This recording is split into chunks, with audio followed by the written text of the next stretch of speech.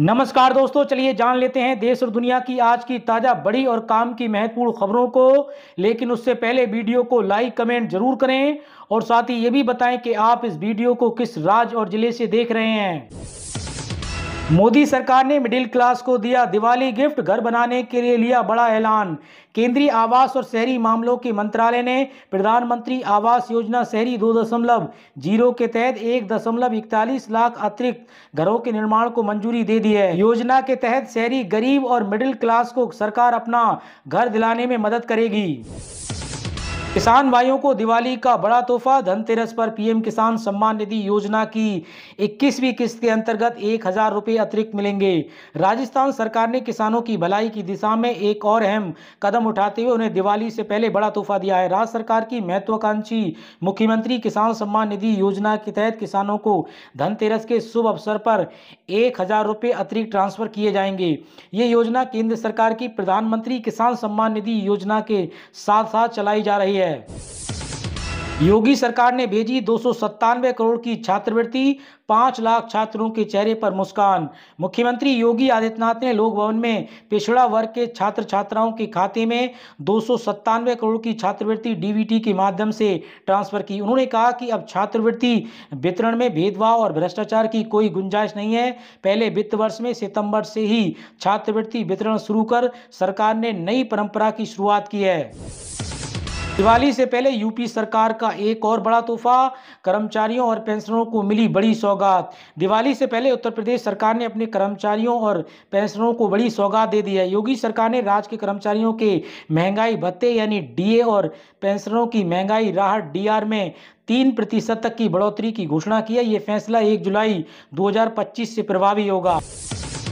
मध्य प्रदेश में कमलनाथ सरकार के 27% ओबीसी आरक्षण को सुप्रीम कोर्ट में चुनौती। वकीलों का तर्क, आबादी के अनुपात में 50% रिजर्वेशन मिले, एमपी सरकार से मांगा जवाब। मध्य प्रदेश के कांग्रेस जिला अध्यक्षों की राहुल गांधी लेंगे क्लास, 2 नवंबर से ट्रेनिंग कैंप, खड़गे समेत कई एक्सपर्ट आएंगे, अगले चुनाव की रणनीति बनेगी। अब नहीं कटेगा चालान, फोन में रख के ये ऐप, पुलिस भी मानेगी आपकी बात। ऑनलाइन भुगतान के बढ़ते चलन से लोग पर्स रखना भूल गए हैं। ऐसे में ड्राइविंग लाइसेंस और आरसी साथ रखना मुश्किल हो जाता है। अब एम परिवहन ऐप आपकी मदद करेगा। इस सरकारी ऐप से आप अपना डीएल और आरसी स्टोर कर सकते हैं। पुलिस भी इसे मान दस्तावेज मानेगी। पाकिस्तानी आर्मी कैंप पर आत्मघाती हमला, 7 सैनिकों की मौत, 13 घायल। अफगान बॉर्डर के पास विस्फोट, लदी गाड़ी दीवार से टकराई, हमलावर भी मारा गया। कांग्रेस सांसद और लोकसभा में नेता प्रतिपक्ष राहुल गांधी ने हरिओम वाल्मीकि के परिवार से मुलाकात की और परिवार को ढांढस बंधाया। राहुल ने परिवार से मुलाकात के बाद मीडिया से बातचीत में कहा कि मैं परिवार से मिलूं या ना मिलूं, लेकिन न्याय तो मिलना चाहिए। राहुल गांधी का कहना है कि परिवार ने बताया कि आज सरकार के लोगों ने धमकाया और धमकाकर वीडियो बनाया। 21 अक्टूबर से राशन कार्ड और गैस सिलेंडर पर लागू होंगे 4 नए नियम। सरकार ने देश भर में राशन कार्ड और गैस सब्सिडी व्यवस्था को आर्थिक, पारदर्शी और सटीक बनाने के लिए 21 अक्टूबर 2025 से नए नियमों को लागू करने की घोषणा की है। इन नियमों का उद्देश्य फर्जी कार्ड हटाना, असली लाभार्थियों तक अनाज और गैस सब्सिडी पहुंचाना है, वितरण प्रणाली को तकनीकी रूप से मजबूत बनाना है।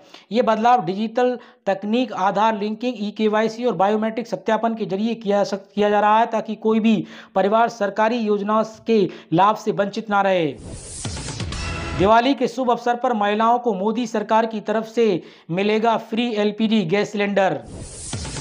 सरकारी कर्मचारियों की बल्ले बल्ले, केंद्र सरकार ने बढ़ाया 3% और राज्य सरकार ने 6% महंगाई भत्ता। बढ़ती महंगाई के इस दौर में सरकारी कर्मचारियों और पेंशन भोगियों के लिए एक बड़ी राहत भरी खबर आई है। केंद्र सरकार ने वर्ष 2025 में केंद्रीय कर्मचारी और पेंशनर्स के लिए महंगाई भत्ते में 3% तक की अतिरिक्त बढ़ोतरी की घोषणा की है। ये वृद्धि 2025 से प्रभावी होगी और इसके बाद महंगाई भत्ते का प्रतिशत 55% से बढ़कर 58% हो गया है। महंगाई भत्ता वह सहायक राशि है जो सरकार अपने कर्मचारियों को बढ़ती हुई महंगाई से बचाने और उनकी क्रय शक्ति बनाए रखने के लिए देती है। ये निर्णय देश के लगभग 49,19,000 केंद्रीय कर्मचारियों और 68,72,000 पेंशन भोगियों के लिए एक बड़ी राहत लेकर आया है। बांग्लादेश जाने वाली बिजली अब भारत में बिकेगी, सरकार से अडानी पावर को मिली मंजूरी।